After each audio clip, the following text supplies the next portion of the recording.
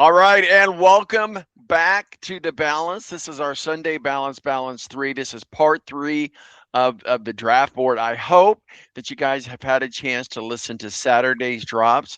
They're in order. Tony Donahue, the Tony D podcast.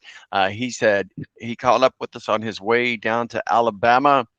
And so that race is today. The Children's of Alabama Grand Prix is happening now. They're getting ready to take the green flag at 3:30 down in Martinsville, NASCAR. So yesterday's drop, Tony Donahue of the Tony D podcast and Unverified called up with us on his way down to Alabama.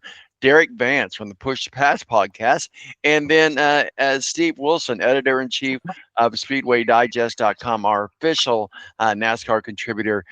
We jumped online and talked about the NASCAR race in Martinsville. Today, though, we shift gears to the NFL. This is part 3 of the exciting epic series that we've been bringing to you every week here on Sunday with myself, Adam Jividen, Super Browns fan, Super Buckeyes fan, Super Guardians fan, Super Cavs fan, our partner in crime, the Great Prognosticator, great dad, great friend of the show. Adam, how are you, sir? I'm doing good, man. We're getting, it's Palm Sunday. We're getting 1 week from Easter. Yes. So no, it's exciting. We're closing in on with what the draft's about 3.5 weeks away. So we're getting close. Getting close. Well, let's go ahead and the groupings that we're going to do today is going to be our offensive tackles and our linebackers, and we'll start with the offensive line, and we'll start with Spencer Fano of Utah. Fano, yeah. Fano, okay. And also super name correction guy, Adam. Yes, that's right. Try to keep us straight. Yeah, so he was a 3-year starter with experience at both left and right tackle. Allowed 0 sacks over the last 12 games in 2025. He's known as a technical savant. He possesses an elite functional athlete, very quick, 4.91 seconds in his 40-yard dash at the combine, and an exceptional core that allows him to mirror rushers effectively. He's a consistent. Is consensus, I should say it that way. First team All-American in the 2025 Outland Trophy winner. The kind of the problem, if we're being critical with him, is his primary concern is lean build and lack of ideal arm strength, 32 and 1/8 inches, which may lead to some NFL teams to project him as an interior guard. We think that he'll be in the top 15 in overall pick, but often he'll be ranked as an offensive tackle 1 or 2. What are your thoughts on Spencer Fano of Utah? Yeah. I will say, Tom, this is a really interesting draft class. It kind of harkens back to the year that Andrew Thomas from Georgia went, I think, 6 to the Giants. And then the Browns took Kendrick Wills. Tampa was able to get Tristan. He's their left tackle now. Spaced on his name. Anyway, there were 5 or 6 tackles drafted in that particular class. Tristan Wirfs. There it is. There it is. But there were like 5 or 6 tackles in that class. And the thing was everybody knew there were a lot of really good tackles. At the time, we didn't know how they would develop. And that is largely the case with this class. Okay. You've got Spencer Fano that a lot of people have at the top that are going, and people are going, he has all of the tape. He has all of the skills to be a tackle. But again, is he a guard because of his arm length? Then you have guys like Francis Muogoa, who we'll talk about in a little bit, as well as Monroe Freeling, who we'll talk about in a little bit, as well as Caden Proctor. Like, it's a really good class. And as a fan of a team that needs a tackle, I'm looking at this class going, yes, this is what we need. Because I think there's multiple players that the Browns and other tackle-needy teams could go to fill that need. But Spencer Fano, I mean, that dude was a legit just monster for Utah. He didn't give up. He didn't give up hardly any penetration on the year. I believe he only gave up like 2 tackles for a loss. Got great feet. Like, one of the things that if you watch his film, his feet are always on balance. Like, he doesn't get blown back very much. Even when you have like a speed rusher, he's able to kick out and stop that speed rush while then having the balance to stay inside if they try to counter move. I really like him. But again, from that physical profile, you go, so it's like all of these guys come with a question mark. And the question mark on Spencer Fano is the arm length going to be a hindrance? And so he is my top tackle. I think he's most everyone's top tackle at this point. But it does, again, every single one of these guys, I think you could make a case for absolutely all 5 of these players that we're going to talk about today could be the number 1 tackle on someone's board, but all of them come with an asterisk. Absolutely, every bit of one of them. Let's move on to Francis Magua from Miami. Right, he was a massive experienced right tackle who anchored Miami's line during their 2025 national game run, which they lost to IU. Just I had to throw that out there. They say he's kind of a mauling blocker with elite play strength with a wide base. He's a force in the run game, capable of driving defenses off the ball and creating movement with very brute force. He allowed only 2 sacks on 557 passing block snaps in 2025. He does struggle, however, with sudden redirection and against quick inside moves, and can be exploited by elite speed rushers due to the lack of lateral quickness. A lot of people think he's going to be in the top 10. A lot of people talk about him going to the Giants at the number 5. Of course, we don't know how things will trade up, but for conversation purposes for this show, number 5 to the Giants, top 10 pick, Francis Magua with Miami. Again, this is a tough one. I look at Muagawa. Dude is only played right tackle. I missed the name. I knew I missed the name. I was waiting. It's okay. You were close. That one you were close. You're closer than you used to get with JT Tuimoloau. So that's true. That's true. But I look at Muagawa. Here's the challenge. Dude has exclusively played right tackle in college. Some teams, they're okay with that. Lane Thomas exclusively has played right tackle for the Philadelphia Eagles. Ask them if they regret that decision. I would say they do not. However, for some teams like the Giants, drafting 5th overall is a player that exclusively has played right tackle. Are you okay drafting a right tackle, which is the less premium of the 2 tackle positions in the NFL? Are you okay drafting that dude number 5? Again, some people will say yes, some people will say no. Those that say no, we have to try to flip him to left tackle.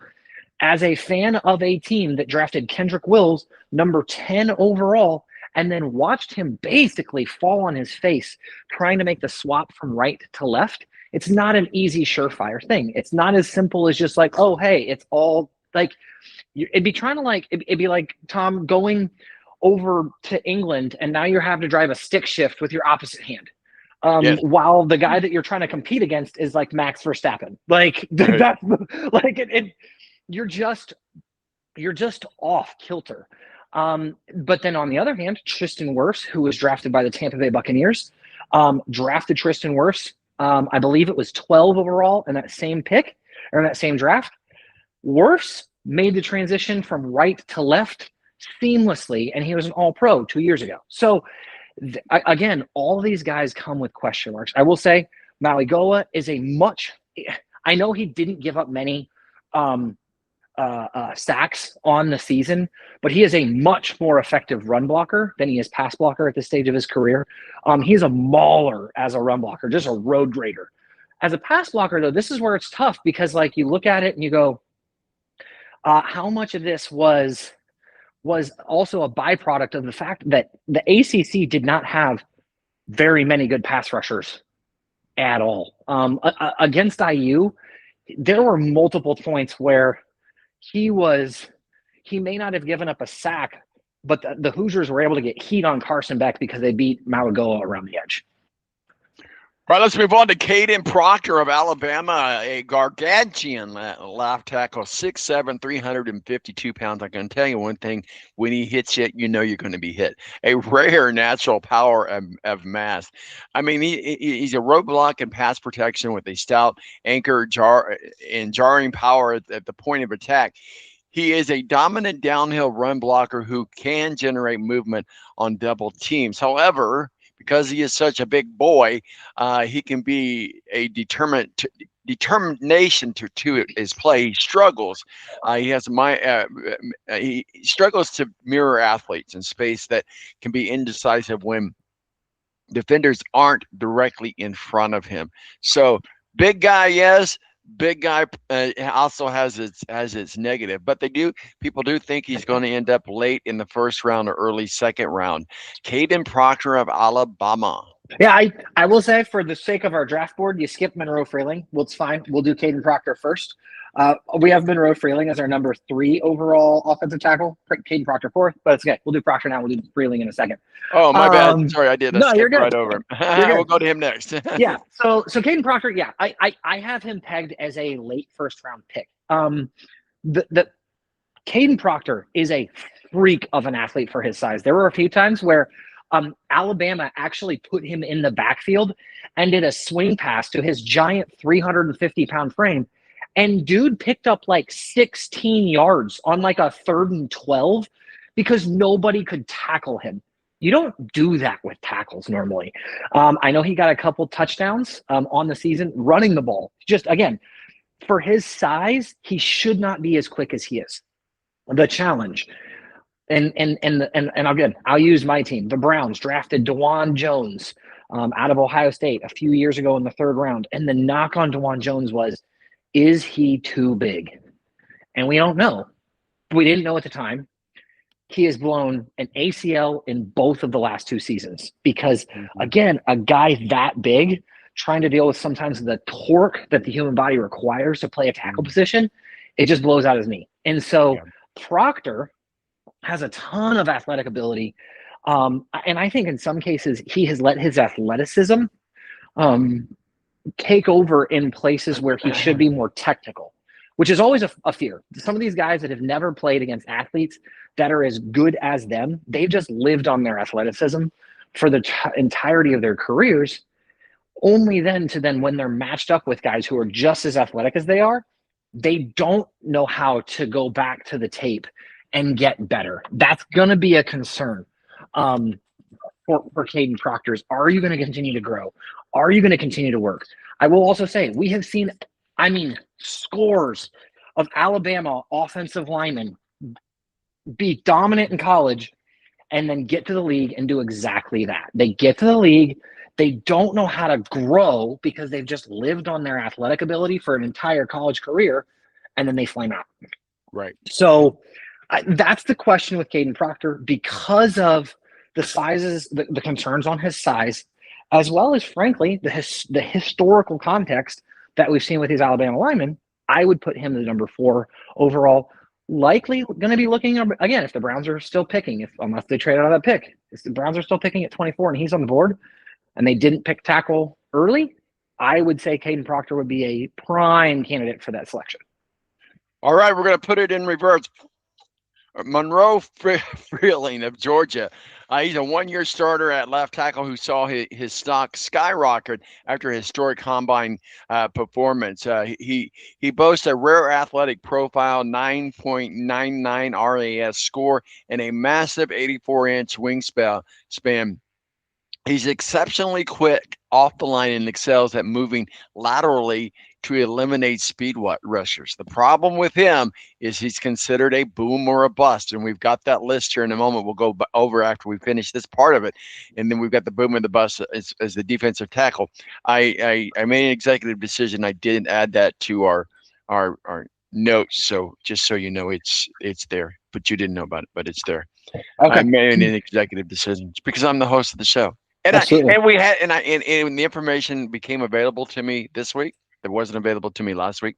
So nonetheless, Got it. and not a big, but anyway, either which way, we'll get back to him again. He is considered a boom or a bust of project due to a limited starting experience, 18 starts to be exact. His technique is very inconsistent and leading to lunging and lost leverage in the run game. Top 10 potential, though, viewed as the biggest wild card in the class. Monroe Freeling of Georgia means he's going to Philadelphia. That's an inside joke, but go ahead. Yes, I would say. I mean, if it wasn't, if they were picking higher, I'd almost say you would just like mark it down. Monroe Freeling, again, you pointed out his RAS score. It wasn't just that he had a great combine; he had the second highest RAS score for any tackle since it's been graded in 1984. I mean, absolutely off the charts. You combine that with his wingspan, again, off the charts, 84 inches. Like, there are teams that dream for 84 inches because, again, you're talking about having the length to be able to get your arms on a guy like a Myles Garrett, like a pick an edge rusher, Max Crosby, Micah Parsons, whomever. And when they're that long, it gives you just a greater chance to gain leverage as a tackle. Now, you also pointed out, and again, here's the asterisk. Dude only started for a year. And so similar to the way that we kind of talk about quarterbacks, where like there are a lot of analysts, Todd McShay is huge on this, saying if a quarterback doesn't have X amount of starts, don't draft him because the bust potential is through the roof. Left tackle is the other position where that is exactly the case, where you go, I don't know. We don't have enough film to know how this player will sustain over a multi-year period. Could he just have been good? And so this is almost the way that we look at this is I go, Spencer Fano tested really, really well at the combine. His film, we've got multiple, I think it'd be 3+ years of him starting. There's film upon film upon film.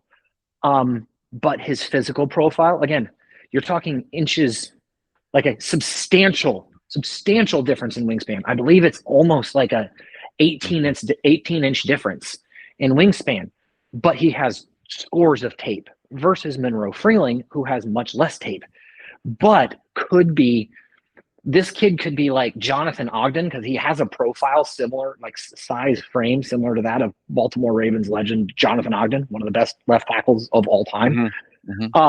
But he could also be a flame out in 3 seasons because he doesn't understand the technical aspect of playing the NFL. Right. This is the challenge with those top 3 guys. All 3 of those top 3 guys that we've talked about, Fano, Freeling, and Maligoa, could all go top 10. And all could go first at their position. But it's very much going to be one of those, again, I think an asterisk for if any draft analyst comes out and goes, definite A+, really great job if you picked him at 4, they're just lying. Because, again, all 3 of those guys have question marks. Now, if Monroe Freeling falls to like 15, 16, that's a steal. Absolutely take him there. But if you're taking him, if the Browns are taking him at 6, we're going, oof, I hope he is what you think he is, and that we give him the opportunity to develop.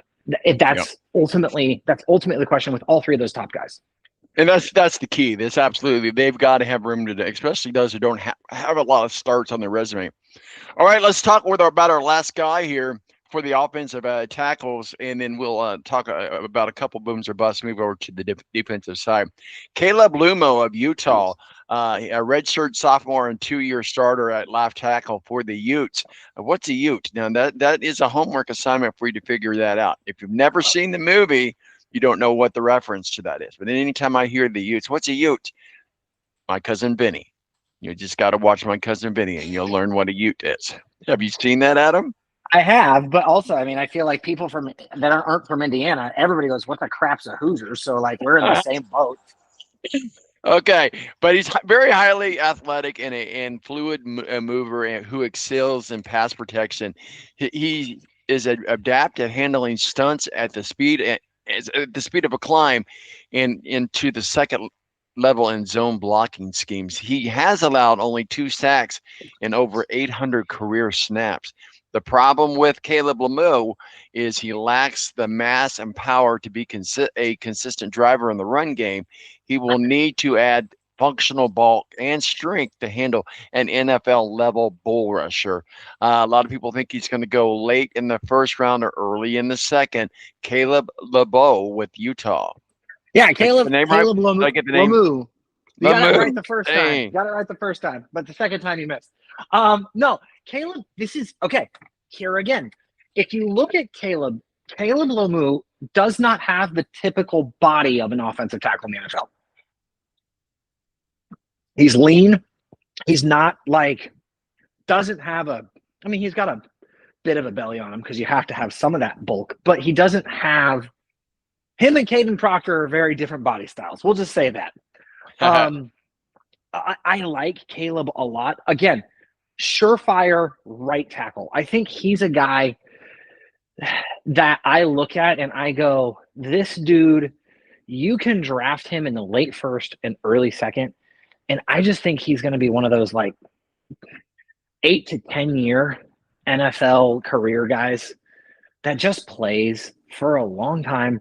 Has got like may hit a couple Pro Bowls, but Tom, he kind of reminds me. Remember when Iowa was churning out all those like left and right tackles, and you knew they were like they had like a baseline minimum of like the guy's going to be solid. Some of them have developed into like studs, but at minimum, you knew like I'm getting an 8-year starter out of this position in this draft if I draft an offensive lineman from Iowa. That's how I feel like this is with both of these Utah tackles. Both of them are very good. I think Fano has a higher ceiling, but as a right tackle, his body reminds me, I mentioned him earlier, of Lane Johnson from the Philadelphia Eagles. Lane Johnson was criticized for not having a body that could play right tackle. And so what did the Eagles do? They said, okay, just play right and play right really, really well. And we don't have to worry about this position for the next 10 years. And that's what Lane Johnson has done for the Philadelphia Eagles. I like him quite a bit. Again, to that point, I think he's going to be a late first, early second round selection.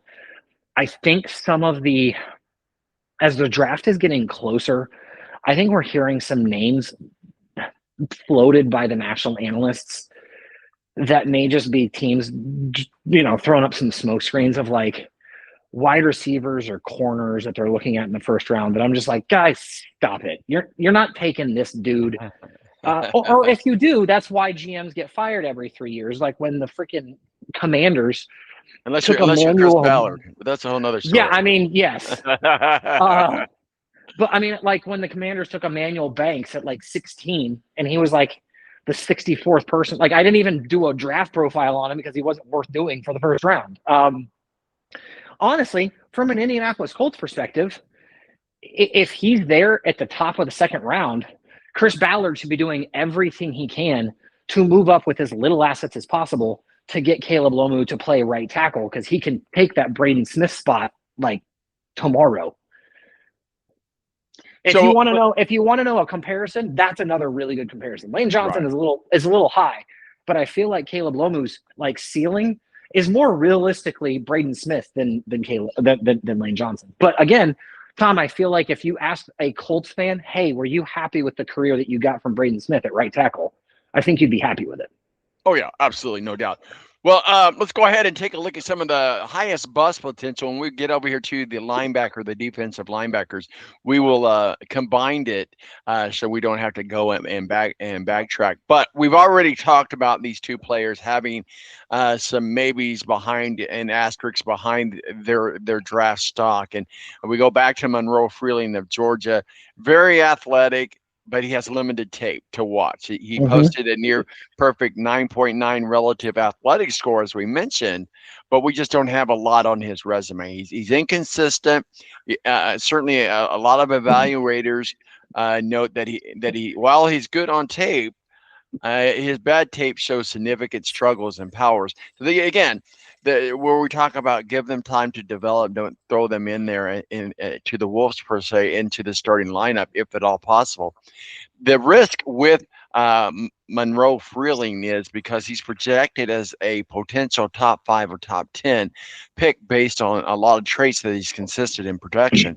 The risk of him falling and failing to adjust to NFL speed and not living up to that potential, it would make him a bust factor. But if he does not go in the top 10, he probably won't be considered a boss. And then we've also talked about Kalen Proctor. He has agility issues. He has some technical volatility, and we're uncertain about his position of what he'd be drafted into.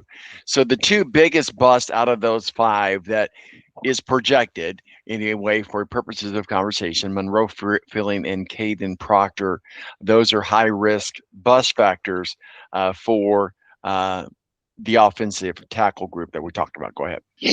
I think that's spot on. Like, again, Freeling has such a limited tape that, again, because he doesn't have the starts under his belt, he could struggle. This is he reminds me so similarly to ironically Georgia Bulldog Andrew Thomas, drafted by the Giants in that same class as Wirfs and Kendrick Wills. They took him number 4 overall. And I look at Thomas had like more tape than Freeling. He started for 2 years, but the challenge that Thomas had an abysmal rookie season. I mean, we're talking horrifically bad.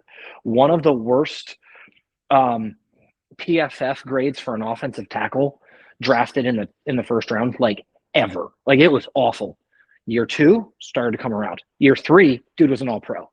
That's what you're going to have to do. You're going to have to stick with Monroe Freeling. You're going to have to give him opportunities to develop. He may need help, like a line or a running back chipping if he's going against a super technical defensive end. Like, again, like if he's lined up against like a Myles Garrett, or back in the day, if he would have been lined up against like Dwight Freeney, I'd be like, give that guy some help.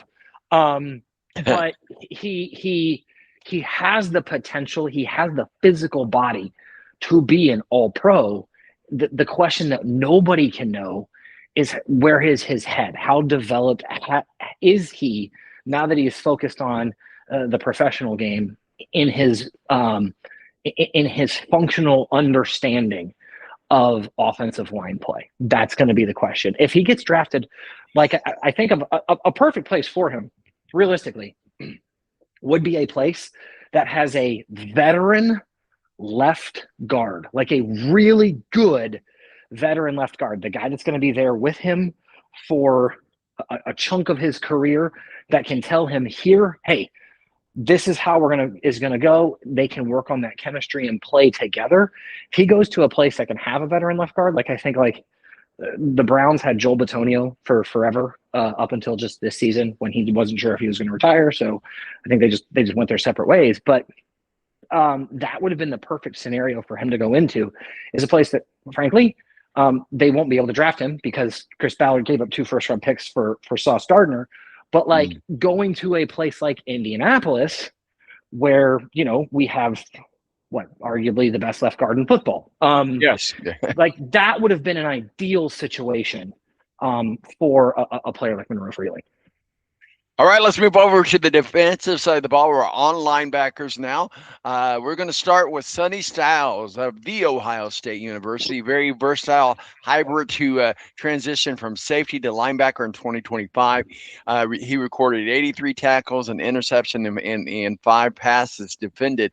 He's a freakish athletic, if you will, 6'5", 245 pounds, who posted a legendary combine performance of 4.46 seconds in the 40-yard dash and 43.5-inch vertical.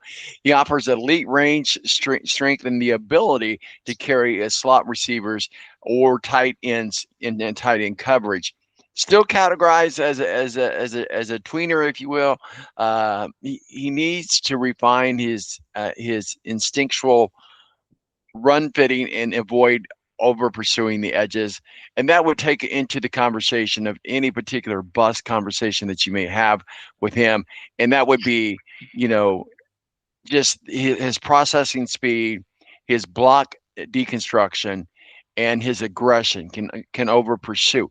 That said, I don't think any team's too worried about those potential bust factors, and he's still going to be in a top 20 overall pick. Anytime you're in a top 20 and not in that top 5 to top 10, your bust factor goes down a long ways. So, Sonny Styles, The Ohio State University, sir, what say you?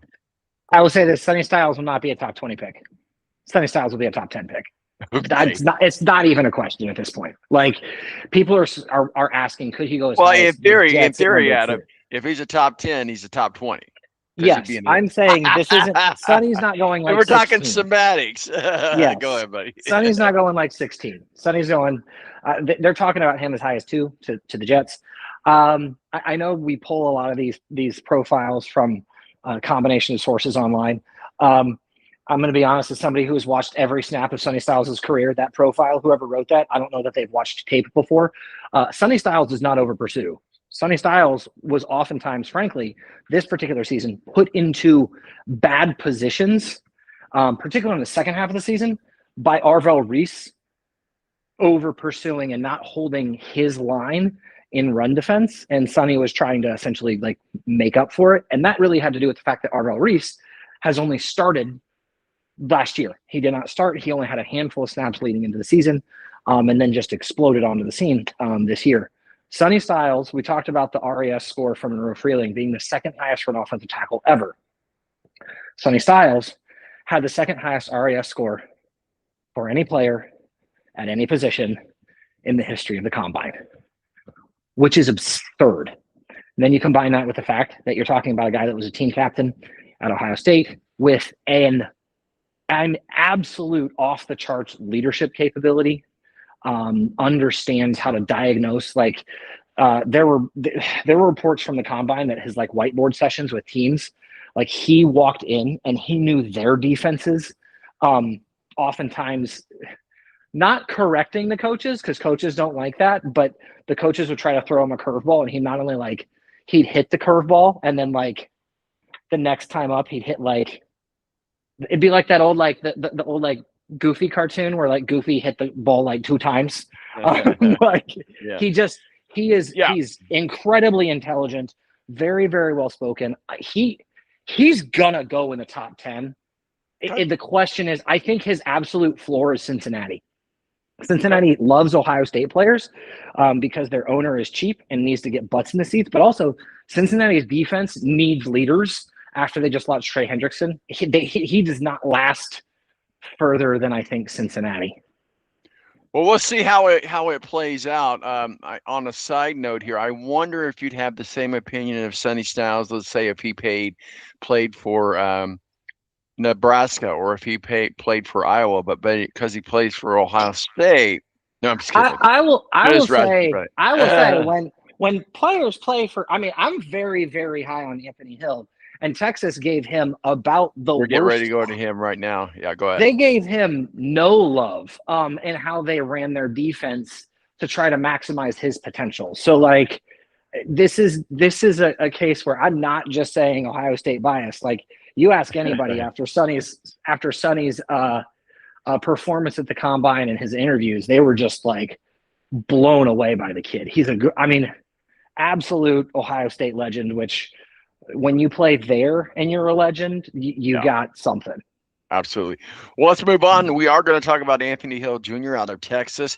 He's a very disruptive 3-down linebacker who led the SEC in tackles for loss at 16.5 during Texas's 2024 college CFP run, and is maintaining a high production in 2025. Known for elite range and explosiveness, he's a violent tackler and highly effective blitzer who can shoot gaps or rush off the edge. Some of his weaknesses that people are looking at is his growth.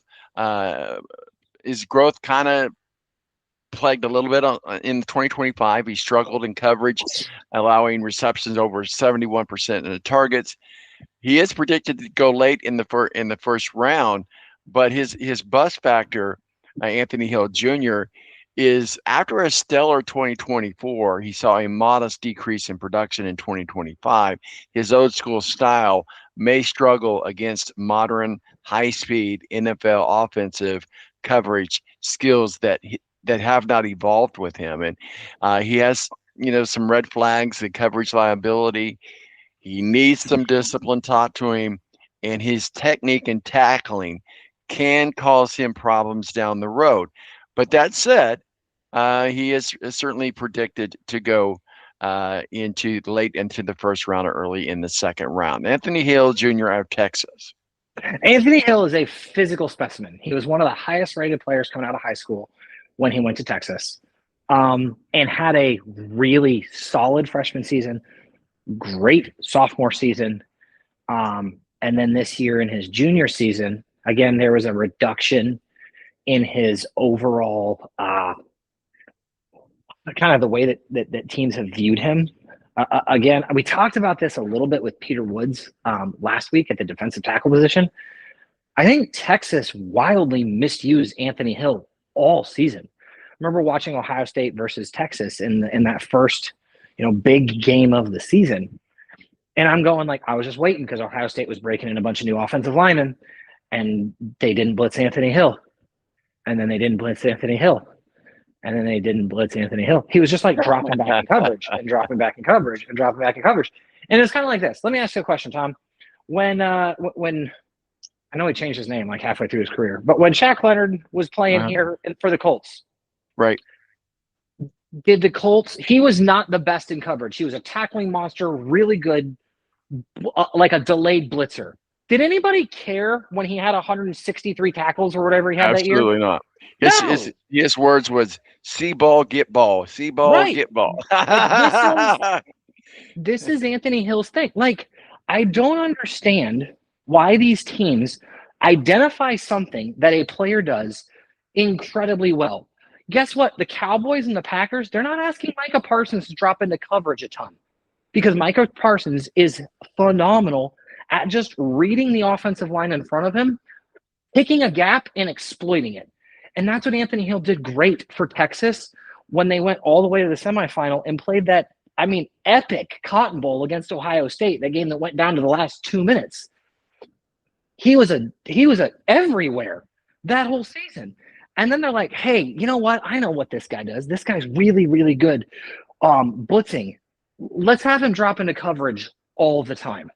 And they switched to a more zone coverage with their linebackers, which also then, of course, they're going to have more pass receptions in front of them because you're playing a zone scheme.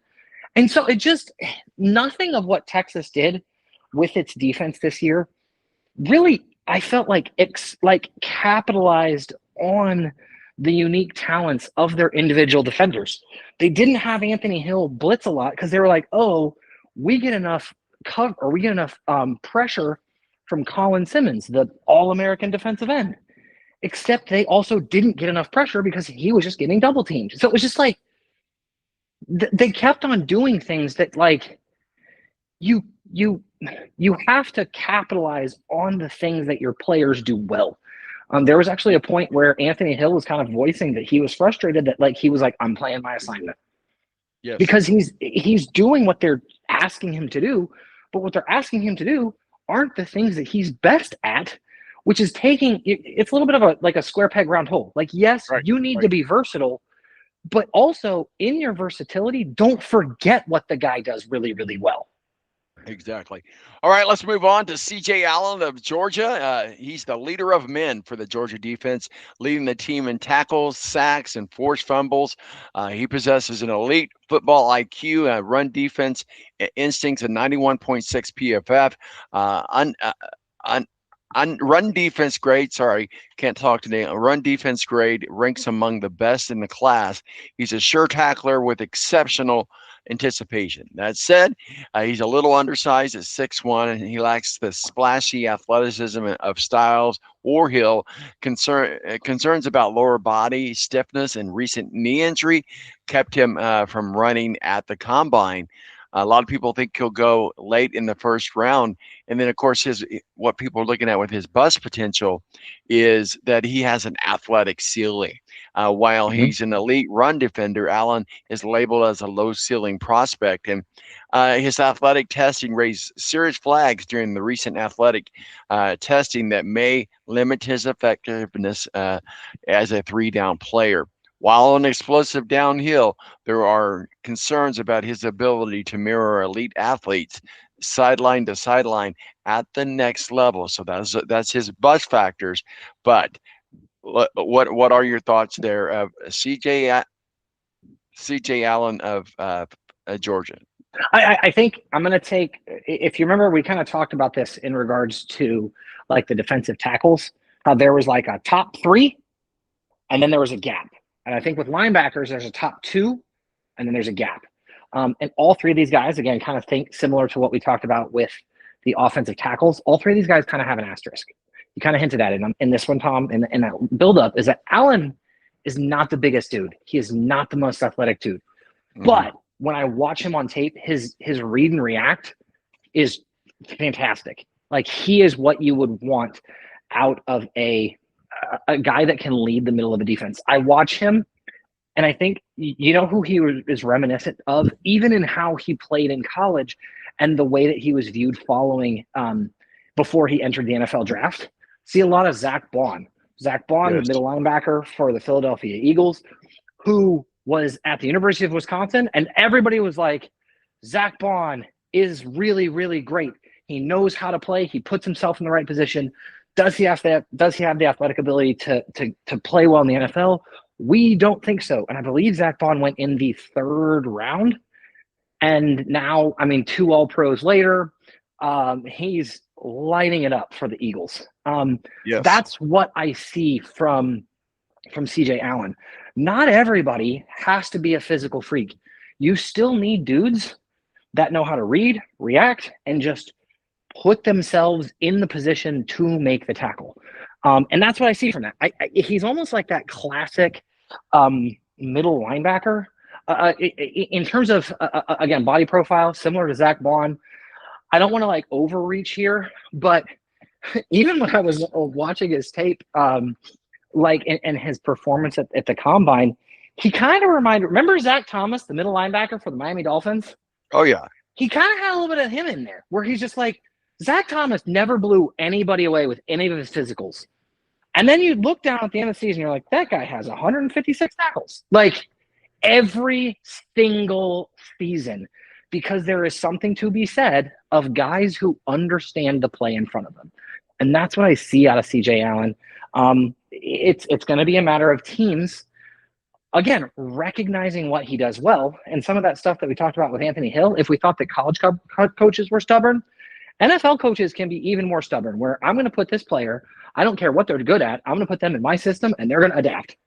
If he can go to a team with a defensive coordinator that knows how to utilize his talents, I really think he could have again, he may not hit 7, 8 Pro Bowls or make the All-Pro team, but you look down and you're like, man, that guy had a really good 10, 12-year career where all he just did is he just racks up tackles. Exactly. All right, well, let's move on. We've got just a couple more players here. We want to make sure we have enough time to get everybody in here. Jake Holdley of Cincinnati, a high-level athlete who emerged as a top prospect due to his ideal NFL traits. He has excellent size, 6'4", 240 pounds, a closing burst making him effective as a QB spy, I should say, or a gap shooting blitzer. He does lack experience in playing off the ball and struggles with functional athleticism, and specifically the lateral burst and slow turning circle, if you will. So Jake Holdley of Cincinnati, his bust factors are his reactive quickness. He's buying the body and not the speed. He needs help in zone awareness, functional strength, and developmental gap. But we do have him in our top 5, grouping to go into the NFL as a probably a day 2. He's going to be a second round pick. Day 2, second round pick. Why did I not have that in my? Oh yes, late day 1. I had late day 1, early day 2 pick. So go ahead. I think he's going to be day 2. He's very similar profile to last year's Defensive Rookie of the Year, Carson Schwarzenegger of the Cleveland Browns. Carson Schwarzenegger did not start until his last year at UCLA, and only proceeded to lead like UCLA in tackles, and was like, I think, led the entire Big Ten in tackles that year. I see a lot of that from Jake Holdley. He's solid. He's just green at the position. When we look at times where he's kind of being exploited, particularly in coverage, I think it's more likely because like dude hasn't seen that coverage before. And that can be hard to adjust to as a linebacker. As a linebacker, you have to know what everybody on the field is doing in order to properly diagnose the play in front of you, and that's hard. So I think again, if he goes to I think as a late second round pick, like an ideal team for him would be a team like the New York Giants, without digging into their needs. Because I'm just thinking about the types of teams that John Harbaugh plays. John Harbaugh is typically a coach that gets a lot out of young players because he does not try to ask them to do too much. So if he doesn't go in the first round, but let's just say he's there in the second and he gets drafted by the New York Giants, he should be thrilled because of where he ended up. All right, final player on our draft board for part 3. Deontay Lawson of Alabama, a permanent team captain for Alabama who recorded 137 tackles, 17 and a half TFLs in 2025. A classic Mike linebacker with high zone awareness and leadership qualities. He's a reliable tackler who excels in diagnosing plays and filling gaps where needed. He does have he has a high missed tackle rate, over 15%, and can struggle from blocks that have come his way, and excels in where he does not excel where he should be excelling. Sorry. So Deontay Lawson of Alabama, his bust factors, his Lawson's profile is complicated by a significant ACL injury that he got in 2024, his tackle efficiency, his engagement in blocking, his coverage stats. Still, that again, we look for him, another player to go into late day one, early day two. Go ahead. Day two. Deontay Lawson, he had a real bad knee injury 2 seasons ago. Here's the challenge that I struggle when we're evaluating Deontay Lawson. That Alabama defense was so freaking undisciplined. Like, they had guys just shooting gaps all over the place where you're like, if you just would have stayed home, you wouldn't have overcommitted, leaving a lane open, and now somebody else has to go fill it. That was every big game. It felt like I'd look up and I'd watch Alabama players play undisciplined football, which under Nick Saban never would have happened. That's a completely different story. But I like Lawson. Frankly, the best thing for Lawson is he needs to be able to go in the second round to a more veteran unit that's drafting him to be the next man up, and then he takes over. He learns how defenses stay home, how they commit to like playing sound defensive structure. Fills in as that fourth linebacker, maybe plays a little bit of special teams, continues to rehabilitate that knee. Oftentimes those kind of bad ACLs, they not only take the season to recover, but they take 2 years for you to feel fully stable on it. And that's going to be the best thing for a Deontay Lawson. Again, as I've thought about our hometown Indianapolis Colts and the myriad of needs that this team has, since Chris Ballard just wants to make Alec Pierce like the 8th highest paid wide receiver in the league. I think a guy like Lawson, because especially since the Colts, who did we let go in the middle? Our middle linebacker. They just let him walk. Zaire. Grover. It was Grover. Yeah, well, regardless. Grover's Zaire. Yeah, Grover. Yes, Zaire. Go ahead. Chris Ballard just seemingly creates holes when he doesn't need to, is my point. Yeah. Yes, I agree. I like Deontay Lawson if the Colts can get him in the middle of the second. Again, I kind of mentioned other players like the Colts could, if Caleb Lomu slid into the second, the Colts would probably have to move up to go get him. I think there's a chance, depending on how this draft shakes out, because I think, again, they're going to have other wide receivers other than the 5 we profiled go into that second round. A couple safeties that are high second round prospects we'll get into in future, as well as like some tight ends. I could see Lawson be available to the Colts in that second round, which would be, he would be a great pick. Again, I wouldn't want him to try to start from day one, but if he went to the Colts, that would probably have to be the scenario. But an ideal situation for him would be to go to a place that he could sit for just even a season and learn, because he has picked up some bad habits, but those bad habits are the result of trying to cover up for teammates that were playing out of position. Right. Well, guys, that does it for part 3 of our 26 balanced draft position group. Myself and Adam Jividen. We've got part 4 coming up next week. Adam, here's your choices for the offensive line. We've got tight ends. We didn't do a deep dive into the running back, I would go interior O-line, because running back is like one guy, and then it's and I think what we could do is we could do a slightly longer segment and combine like running backs and tight ends together, because tight end is about 3 dudes and then a drop. Running back is one guy and then a big drop. So what we'll do is interior O-line next week. I would go interior O-line and corners. And then that would leave us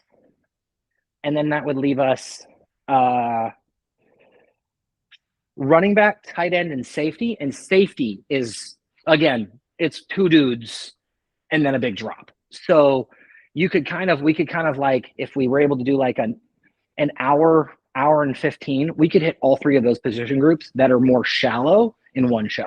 Are we doing that for part 4 or part 5? That'll be part 5. So part 4, we'll do interior O-line. And then the corners. Yep. Gotcha. Hold on. Maybe I got you. And Melissa's going to be excited because we'll have some Tennessee talk on the corners. So, I mean, it's, a little bit of something for everybody. Who's our Well, I'll talk to you about it offline. Okay. I think I got it. I think I got it. All right. Speaking of Tennessee, they play Michigan today. I didn't have them excelling very well. In fact, I think I told everybody, as much as I'd like to see Tennessee go, Melissa like to see Tennessee go, I didn't think it was going to happen, but it is. Here we go. They're 1 game away from the Final Four here in Indianapolis. Duke plays UConn today. Duke has got to lose, and that to save me. Now, as far as you are in the balance, man, let me pull this up here. Adam Jividen, you only did 1 bracket, right? Only 1. I only do 1. I think it's cheating to do multiple. Yeah, I guess it depends. If you've got so Melissa's in 5 with Michigan winning it all. I don't care how good they are. I will never pick that to happen under any circumstances. I bet. I have no doubt. And then you are sitting in 10th spot with Duke. So if UConn wins tonight, I boost up high up on the list, and you fall down. If Duke wins, I fall all the way to the bottom. So Michigan is playing Tennessee today. Purdue, are they out now? Purdue lost last night to Arizona. Yeah. Okay. Well, there we go. That problem solved. So we'll see how it all comes together. So Adam Jividen, part 3 is in the books. Part 4 next week. We are doing cornerbacks and interior O-line. Yes, sir. And we'll go from there. That sounds good. So, any final words of wisdom for us, sir? No, I mean, we're getting close. Baseball started. Yeah, baby. Guardians are 2-1. Chase DeLauter has 4 home runs in his first 3 games as a pro. That's only happened 1 other time in baseball history. So, Guardians are winning the World Series. Just deal with it. Chase DeLauter is going to hit like 376 home runs this year. It's going to be historic. We'll see. You see how we'll see how my Cardinals do as well. Well, Alabama IndyCar's going on in Alabama right now. Looks like Alex Palou, Graham Rahal, Christian Lundgaard, David Malukas, Kyle Kirkwood, all your top 5. The NASCAR starts at 3:30. Make sure you catch all the racing talk that we did yesterday, and of course, Here we are, part 3 of the big board conversation. We got parts 4 and 5 yet to come. So, Adam, we appreciate you. I hope you have a great weekend. I hear you're smoking some chicken or baked potatoes. Is that what you told me? Yeah, baked potato bar tonight. Yep. Doing some, probably might do some wings on Wednesday. We'll see. There you go. Man, I tell you what, not world famous, but I bet you they're good. I bet you they're good. I got. You know what? This will be my first go with this smoker. We just got that smoker like in the wintertime. So yeah, there's a little bit of trial and error your first few times with the smoker. So it'll be good, but we're gonna have to like refine it, kind of figure out our rhythm with well, I've got a butt on the smoker right now. I'm making some world famous pulled pork. There you go. That's right. There you go, so sir. Do it. All right, Adam. We'll catch up with you soon, buddy. All right, buddy. See you later. Appreciate it.